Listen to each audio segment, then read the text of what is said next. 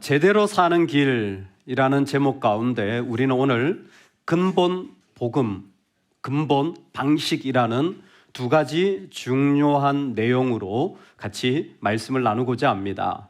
제대로 사는 길에는 근본적인 복음이 필요하고 근본적인 삶의 방식이 꼭 기억되어지면 좋겠습니다. 이 땅을 살아가면서 우리 모두는 피할 수 없는 일들을 경험하게 되어집니다. 도둑이 집에 드는 걸 어떻게 피하겠습니까? 아이를 가졌는데 해산의 고통을 어떻게 피하겠습니까? 그처럼 주님의 날이, 심판의 날이 이 땅에 임하고 모든 것이 다 드러날 그 날도 피할 수 없습니다. 예상은 하지만 피할 수 없습니다. 괜찮은 것 같고 안전한 것처럼 보여도 피할 수 없는 일들이 우리의 삶에는 수시로 일어납니다. 때로는 이해가 불가능한 영역이라서 왜 사람이 안 바뀌나, 왜 이런 어려운 일이 나한테 생기나 이런 마음이 들기도 하고, 그 중에 가장 피하기 어려운, 예상을 함에도 불구하고 참 힘들게 하는 것은 죽음이라는 것인 것 같습니다. 데살로니가 교인들은 이 부분이 마음에 심하게 걸렸습니다. 주의 날이 있다라는 피할 수 없는 사실을 알고 있지만 죽은 자들은 어떻게 되는가, 죽음은 어떻게 되는가라는 의문이었습니다. 아니, 내가 믿다가 지금 살아있으니까 당연히 구원받는 거야, 뭐 그렇게 어렵지 않게 이해할 수 있을 것 같은데, 믿다가 죽은 자들, 아니 그들은 죽었지 않느냐, 그 사람들은 어떻게 되느냐가 이 데살로니가 교인들의 마음에 크게 어려움으로 다가왔습니다. 사실은 그 중에 마음에 믿는데도 불구하고 좀 힘이 없고 또 마음이 약해지는 것을 피할 수 없는 자들도 곳곳에 있었어요. 믿음이 있는데 왜 이렇게 힘이 없지?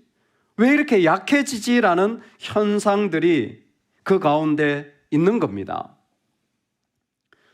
지난 월요일에 제 아내가 갑자기 그러더라고요. 여보, 나는 천국에 사는 것 같아요. 당신과 사는 게 천국에 있는 것 같아요. 이렇게 얘기를 하더라고요.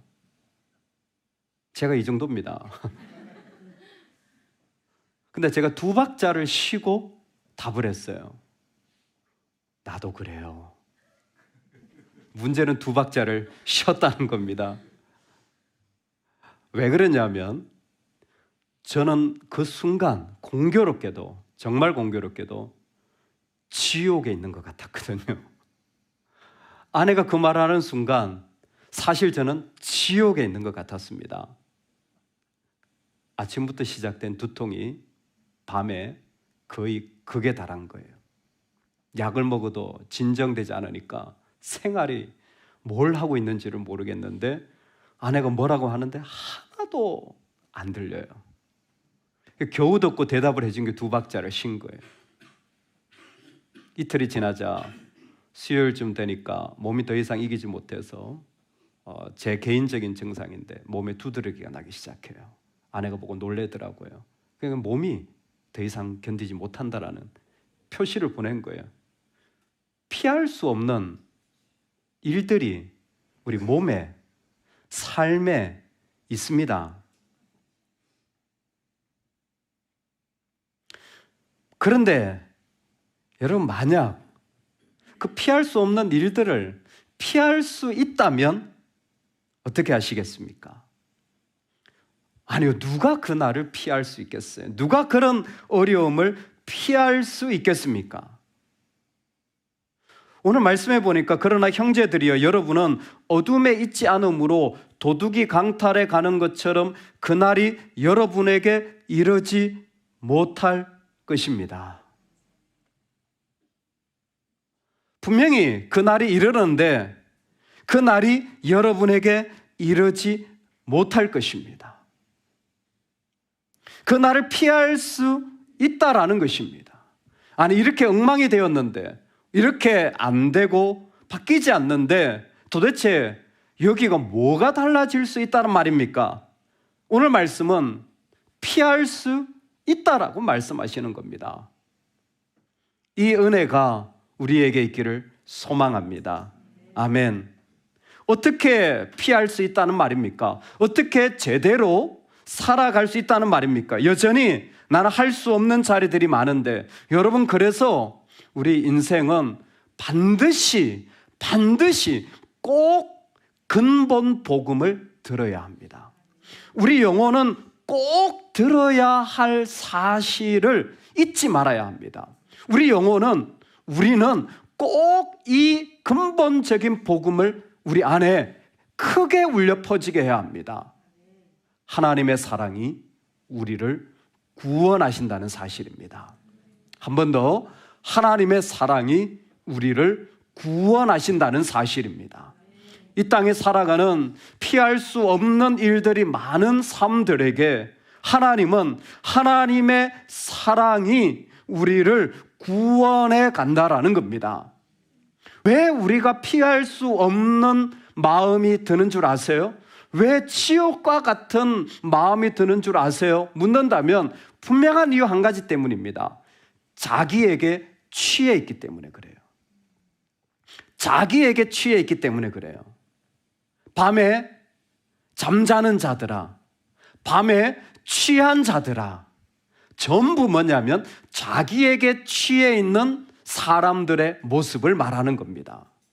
피할 수 없다라는 이 마음이 드는 이유는 자기에게 취해 있으면 우리는 그 자리 가운데서 도무지 아무것도 할 수 없는 상황에 이르러요. 놀라운 건 사람은 낮을 사랑하는 게 아니라 밤을 사랑합니다. 사람은 밤을 사랑해서 무엇이든 혼자 마음대로 할 수 있는 그 시간이 제일 달콤해요. 그래서요, 직장인들이요, 제일 달콤한 술이 퇴근하고 혼자 마시는 술이래요.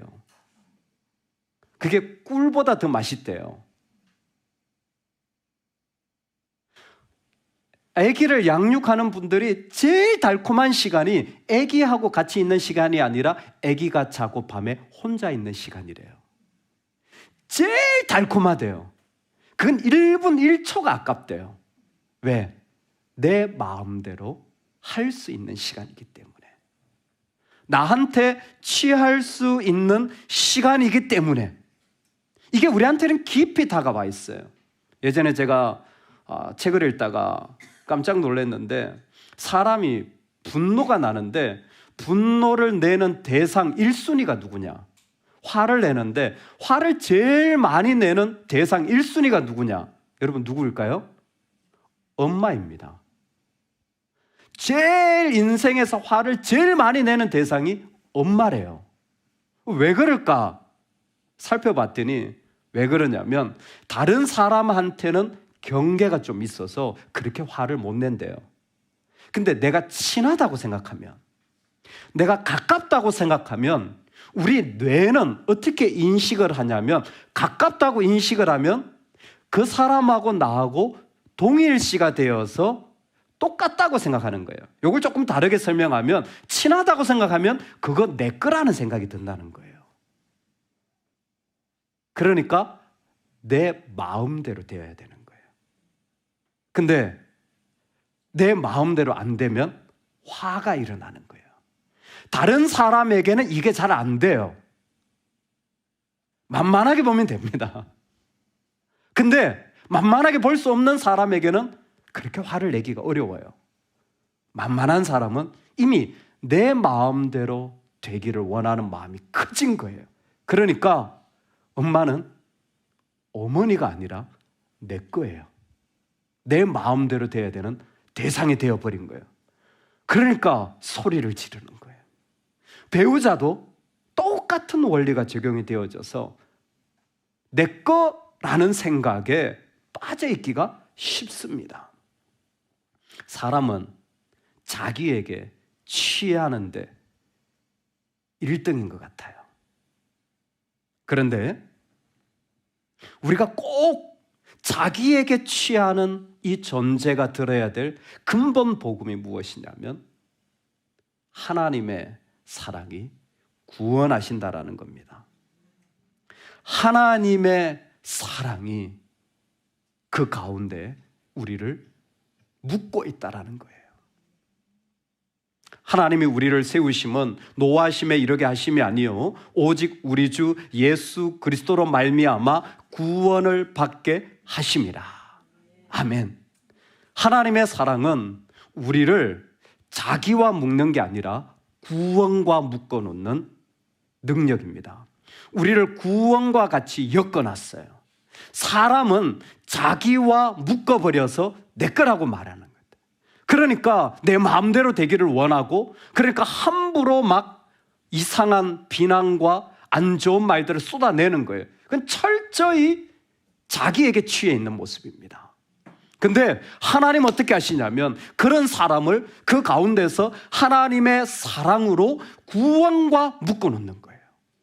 하나님의 사랑이 뭔데요? 하나님의 사랑은 자기 아들을 내어주시는 사랑입니다. 요한복음 3장 16절 하나님이 세상을 이처럼 사랑하사 독생자를 주셨으니, 하나님은 자기를 내어주시는 거예요. 근데 오늘 데살로니가 전서에서 강조하는 것은 이 하나님의 사랑이 어떻게 작동이 되냐면 하나님이 아들을 내어주실 뿐만이 아니라 그 아들이 우리를 위하여 죽으셨다라는 겁니다. 예수 그리스도로 말미암아 구원을 받게 하심이라. 예수께서 우리를 위하여 죽어사, 그 예수님이 하나님이 하신 일도 있었어요. 그런데 예수님이 어떤 일을 하시냐면 우리를 위하여 죽으신 겁니다. 이게 데살로니가전서 1장 10절에도 나오고 5장 10절에도 나와요. 가장 중요한 메시지라는 거죠. 예수께서 나를 위해 죽으셨다라는 겁니다. 이게 무슨 말입니까?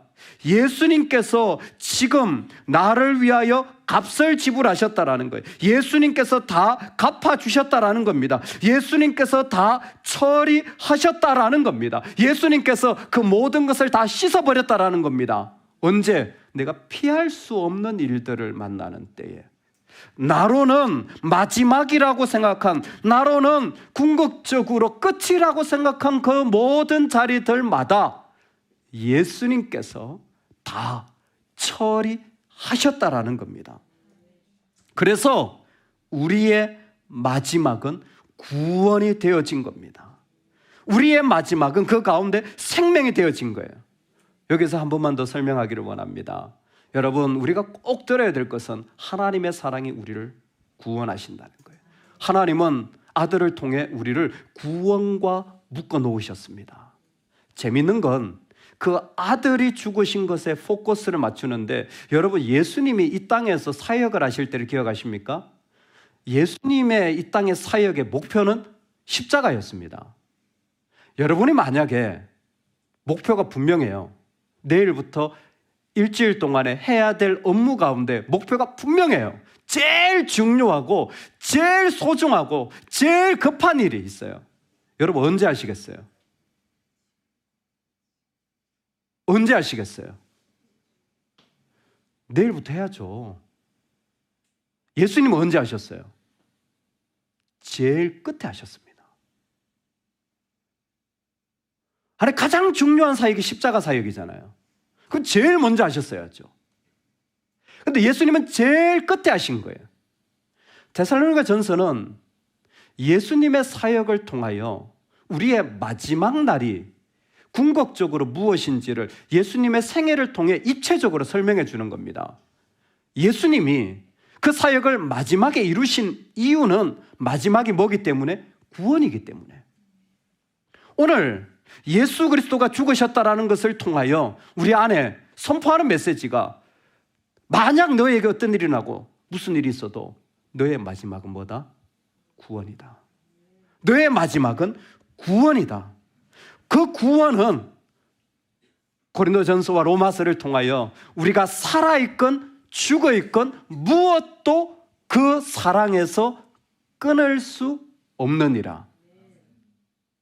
그리고 그 구원과 묶여서 오늘 우리 안에 주어진 데살로니가 전서의 복음은 무엇이냐면, 그래서 마지막 가보면 구원이고, 그리고 그것은 끊을 수 없는데 무슨 일이 났느냐?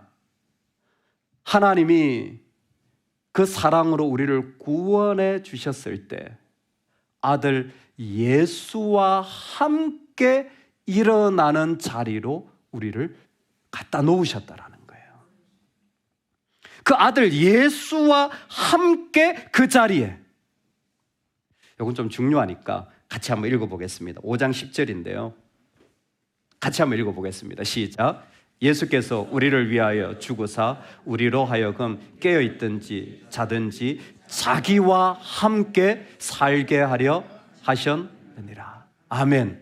여기에 자기와 함께는 누굴까요? 예수님이죠. 자기와 함께 살아나도록. 예수님이 죽으셨다라는 것은 그분이 하셨구나, 맞아요. 근데 이제는 이 중요한 의미가 포함되어 있다는 거예요. 예수님과 함께 살아나는 거예요. 피할 수 없는데 나는 누구와 있어요? 예수님과 함께 있는 거예요. 이건 앞에도 강조됩니다. 4장 14절에도 우리가 예수께서 죽으셨다가 다시 살아나신 믿을진데 이와 같이 예수 안에서 자는 자들도 하나님이 그와 함께 데리고 오시리라. 예수님의 죽으심이 우리가 피할 수 없는 자리에서 어떤 역할을 하냐면 예수님과 함께 일어나고 살아나도록 우리를 세우시는 능력이 되었다라는 거예요. 그러니까 피할 수 없어요. 그런데도 그 자리에 누구와 함께 있어요? 예수님과 함께 있어요. 그래서 그분의 부활을 믿는 자들은 마지막에 살아날, 맞아요. 끊을 수 없어요. 맞아요. 근데 그분과 함께 일어나는 일들을 주님은 지금도 허락해 주시고 계시다라는 겁니다. 하나님의 구원이 뭡니까? 우리를 죄에서 구원해 주셨어요. 놀라운 건 피할 수 없는 그 자리도 우리는 피할 수 있습니다. 왜? 주와 함께 하기 때문입니다. 죽음의 자리가 있다고 할지라도 주와 함께 하는 자가 되었다라는 사실을 잊지 마시기 바랍니다. 우리는 평생 동안 주와 함께 살아가는 삶의 초대를 받았어요. 이게 우리 영혼이 꼭 들어야 할 근본 복음입니다. 그리고 이 근본 복음을 가진 자들은 근본 방식으로 살아가게 되어져요. 우리나라가요, 복음이 참 뒤처져 있어요. 이렇게 신학도 연구가 많이 뒤처져 있어요. 보면 아직도 안 나온 책도 많고 글도 많고 이렇게 생각이나 그런 것들이 좀 많이 발전이 돼야 되는데 감사하게 우리나라에 세계적인 신학자가 있습니다. 세윤 킴이라고, 김세윤 박사라고. 우리는 완전 토종 한국이네요. 근데 전 세계적으로 신약을 연구하는 분 중에 그분의 글을 통과하지 않을 수가 없어요. 웬만하면 모든 영역에 그분이 다 있어요. 가슴이 좀 뿌듯합니다. 예. 제가 왜 얘기를 하냐면 근본 복음, 근본 방식이라는 건 그분이 정리한 단어입니다. 복음을 이해할 때 다 좋은데 핵심은 놓치지 말라는 거예요. 핵심은 놓치지 말자. 그리고 진짜는 꼭 들어야 된다. 내 영혼이. 주님이 함께하는 겁니다.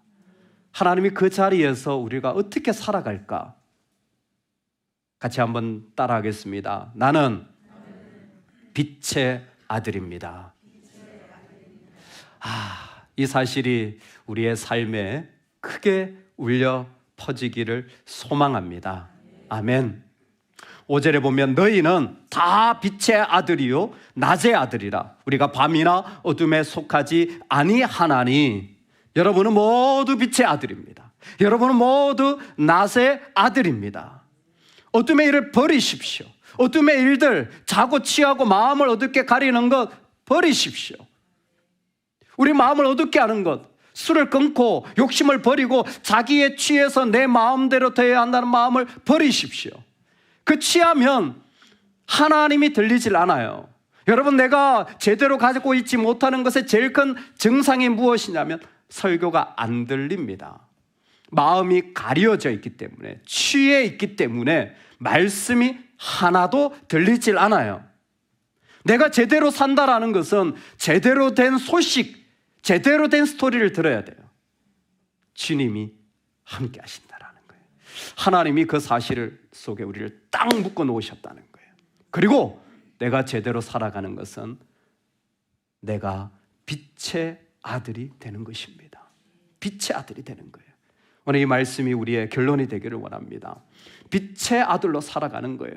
그때 어떻게 빛의 아들이 되느냐? 빛의 아들의 출발은 시편 27편입니다. 여호와는 나의 빛이요 나의 구원이시니 내가 누구를 두려워하리요. 내가 빛으로 살아갈 때 여러분 내 입술을 통하여서 내 삶을 통하여 반드시 선포되어야 될 것, 여호와는 나의 빛이십니다. 여호와가 나의 빛이십니다. 우리 이 사실을 꼭 기억하기를 원하여서 제가 5번 같이 한번 선포해 보겠습니다. 여호와는 나의 빛이십니다. 시작. 여호와는 나의 빛이십니다. 여호와는 나의 빛이십니다. 여호와는 나의 빛이십니다. 여호와는 나의 빛이십니다. 여호와는 나의 빛이십니다. 너무나 중요한 고백이에요. 여호와는 나의 빛이요 나의 구원이시니 내가 누구를 두려워하리요. 여호와는 내 생명의 능력이시니 내가 누구를 무서워하리요. 악인들이 내 살을 먹으려고 내게로 왔으나 나의 대적들 나의 원수들인 그들은 실족하여 넘어졌도다. 군대가 나를 대적하여 진칠지라도 내 마음이 두렵지 아니하며 전쟁이 일어나 나를 칠지라도 나는 여전히 태연하리로다. 아멘. 여호와가 나의 빛인 게 왜 중요합니까? 빛이 있으면 창세기부터 성육신에 이르기까지 빛이 있으면 어둠의 선이 그어집니다. 빛이 있으면 어둠의 선이 그어져요. 그래서 먼저 빛이 있어요. 창세기도. 그건 어둠을 제한한 겁니다. 예수 그리스도의 성육신을 빛의 아들로 표현합니다. 왜? 어둠을 제한하러 오신 분이에요. 왜 우리는 빛의 아들이라는 표현이 중요합니까? 어둠과 싸울 필요가 없어요. 여호와가 나의 빛이 되어주시면 내 삶의 어둠의 일들은 제한되어집니다. 여호와가 나의 빛이 되어주시면 그때 여호와의 영광이 그 자리에 임하기 때문입니다. 그래서 시편 27편의 이사야 60장으로 갑니다. 일어나 빛을 발하라. 이는 내 빛이 이르렀고 여호와의 영광이 내 위에 임하였음이라. 여호와가 나의 빛일 때 내가 바라볼 수 있는 게 뭐냐면 그분의 영광이 그곳에 임한다라는 사실입니다. 그래서 나는 하나님 아들의 빛의 아들로 살아가는 거예요. 그분이 나의 빛이고 그분의 영광이 임한다라는 것을 우리는 그 가운데 고백하기 시작할 수 있는 거예요. C.S. 루이스가 그 뛰어난 수많은 글들을 남기고 정말 진리 가운데 잘 논증하고 설명했는데 그가 넘어진 자리, 피할 수 없는 자리가 뭐였습니까? 그의 사랑하는 자가 죽었을 때 그는 피할 수 없는 일을 말할 수 없는 슬픔과 시리에 빠지게 됩니다. 수많은 이론과 논리가 다 무색해질 만큼 마음이 너무너무 힘들 때 경험하게 됩니다. 여호와의 영광이 그 사랑하는 자에게 임한다라는 사실을. 나는 잃어버려 너무 슬프지만 그는 하나님의 품 안에 여호와의 영광 안에 있음을 알게 될 때에 이 세상에 내가 보고 경험한 것이 다가 아니라 하나님의 영광이 임하여 역사하신다는 사실을 인정하게 되어지는 것입니다. 여호와가 우리의 빛이십니다. 그래서 우리는 빛의 아들로 살아가는 거예요. 이 빛의 아들로 살아가는 것을 신약에서는 예수님께서 다시 한번 선언하셨습니다. 뭐라고요? 마태복음 그 유명한 산상수훈에 너희는 세상의 빛이라. 세상을 비추는 빛이라. 세상의 빛이라. 산 위에 있는 동네가 숨기지 못할 것이요 이같이 너희 빛이 사람 앞에 비치게 하여 그들로 너희 착한 행실을 보고 하늘에 계신 너희 아버지께 영광을 돌리게 하라. 빛의 아들로 이제는 세상 가운데 살아가라는 거예요. 참 좋은 말이죠. 근데 데살로니가 전서에 오면 세상의 빛이라는 것을 구체적으로 우리한테 2가지로 설명해 주는 것이 오늘 말씀입니다. 난 빛의 아들입니다. 그래서 뭐요? 빛의 아들이니까 이렇게 살면 좋겠어. 피할 수 없는 자리에서도 여호와 영광이 임하는데 그때 네가 이 방식을 취하렴. 어떤 방식입니까? 위로하는 공동체를 세워가라. 자기에게 취해 있지 말고 위로하는 공동체를 세워가라. 여러분, 되게 중요한 겁니다. 세상에 점점 피할 수 없는 일들이 많아질 겁니다. 그럴 때 우리가 빛의 아들로 살아가는 것은 무엇입니까? 위로하는 공동체라는 거예요. 그러므로 피차 권면하고 서로 덕을 세우기를 너희가 하는 것 같이 하라. 피차 서로가 함께 모이는 공동체 속에서 뭐 하냐면 이렇게 해, 저렇게 해, 이거 왜 안 됐어? 자기에게 취한 수많은 소리들이 나오는 가운데 빛의 자녀들은 뭐예요? 위로하는 거예요. 권면하라. 위로하는 거예요. 우리가 살아가는 자리가 위로하는 자리, 위로하는 은혜가 있기를 원합니다. 저는 오늘 이 말씀이 좀 되게 재미있었는데 왜 재미있냐면 이렇게까지 구체적인가? 그러면 위로의 말을 어떻게 합니까? 위로의 말을 해야 되잖아요. 여러분, 제일 좋은 위로의 말이 뭘까요? 근본 복음을 말해주는 겁니다. 제일 좋은 위로의 말 뭘까요? 주님이 함께 하십니다. 주님이 함께 하십니다. 제가 이번에 장례를 치르는데 이게 파주 쪽에 낙골당에 이렇게 마지막에 장제에 갔는데 안치를 하기 전에 좀 이렇게 그 유가족들의 시간이 있어서 거기에 낙골당에 이렇게 좀 둘러봤어요. 인도하다가. 그래서 보니까 그게 크리스찬들만 있으신 것 같아요. 거의 우리 집사님하고 여기는 목사가 안 보이시는 것 같아요. 장로리 권사님 이렇게 다 이렇게 아시잖아요. 낙골 이렇게 함에다 적어놨는데 어떤 권사님 그 낙골함이었는데 안치한 곳에 보니까 누가 이렇게 카드 이렇게 손으로 쓴 카드를 그곳에 같이 넣었어요. 보니까 내용을 읽어보니까 어떤 성도님이 이 권사님에게 감사의 카드를 보낸 것을 유가족이 유품으로 그곳에 같이 넣어놓은 거예요. 근데 내용이 권사님 보고 싶어요.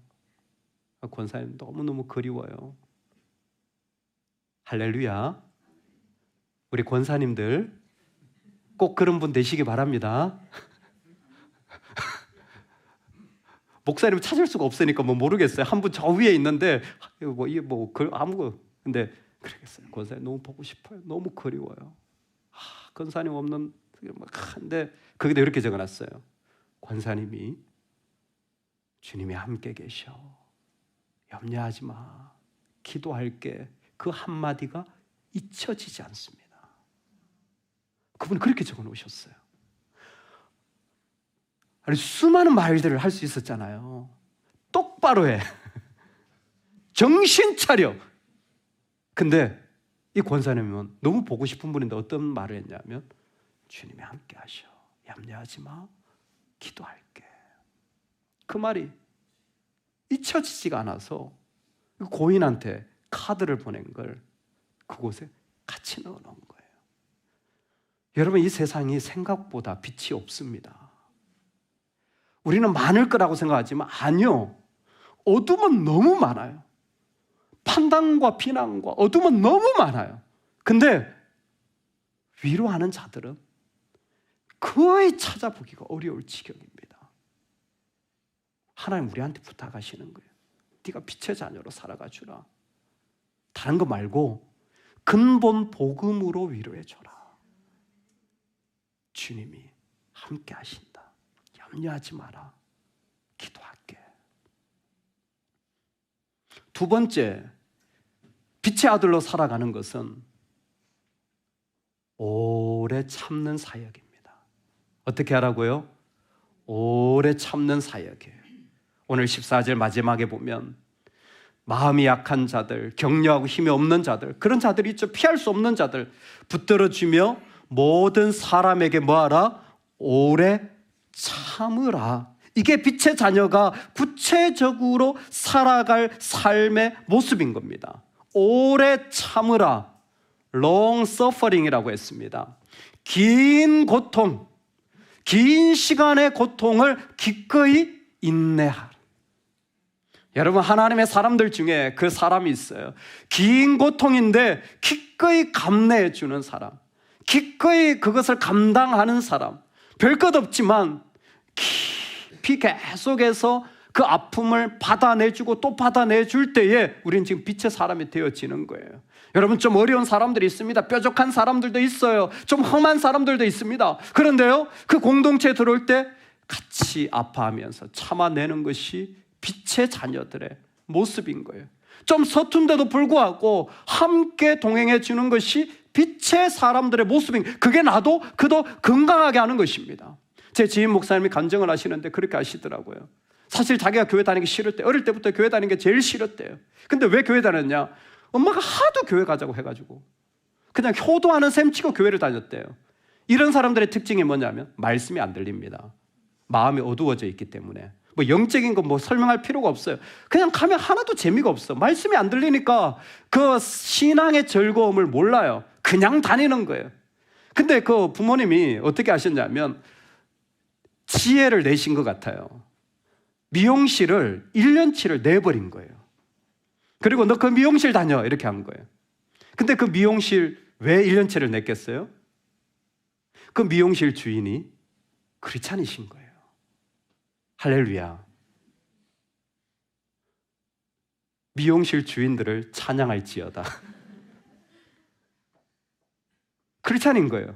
그분이 머리를 깎아주면서 뭐 했겠어요? 그 목사님은 그런 얘기를 하시더라고요. 머리만 깎으면 모세 이야기, 아브라함 이야기. 머리만 깎으러. 근데 1년치를 냈으니까 이게 돈이 아까워서 어디 딴 데 갈 수도 없고, 자기도 생각해 보니까 머리만 깎으면 앉기만 하면 뭐 다윗 이야기 뭐 계속 이야기를 해요. 하나도 안 들리는데 이분은 계속 알았어요, 아주머니, 알았어요. 그러면서 이제 뭐 이렇게 다녔겠죠. 어느 날 미용실에 갔는데 문이 닫혀져 있더래요. 왜 그런가 봤더니 그 미용실 주인 집사님이 새벽 기도 가시다가 교통사고를 당해서 돌아가신 거예요.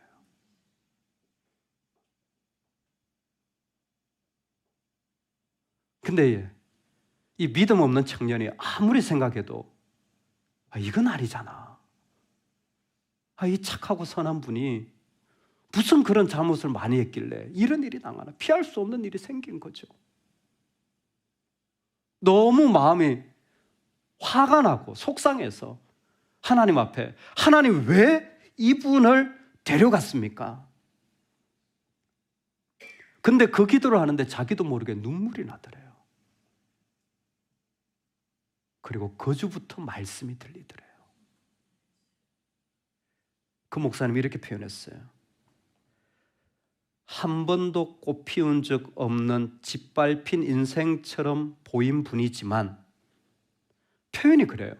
한 번도 꽃 피운 적 없는 짓밟힌 인생처럼 보이는 분이지만 그분으로 인하여 나는 여기에 서 있습니다.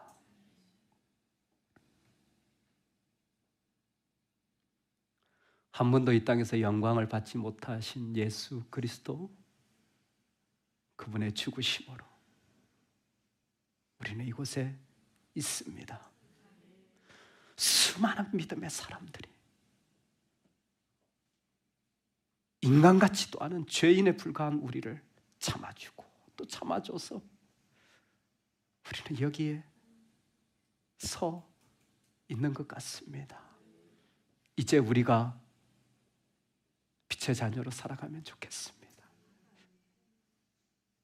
좀 쉽지 않을 수 있지만 참아주고 인내하며 품어주고 할 수 있다면 주님이 함께 하십니다. 손잡아주고 우리 기도하는 그 삶을 살아갈 때 피할 수 없는 자리들 속에서도 주님이 기뻐하는 그 인생 살아가게 될 줄로 믿습니다. 이 은혜를 간절히 축복합니다.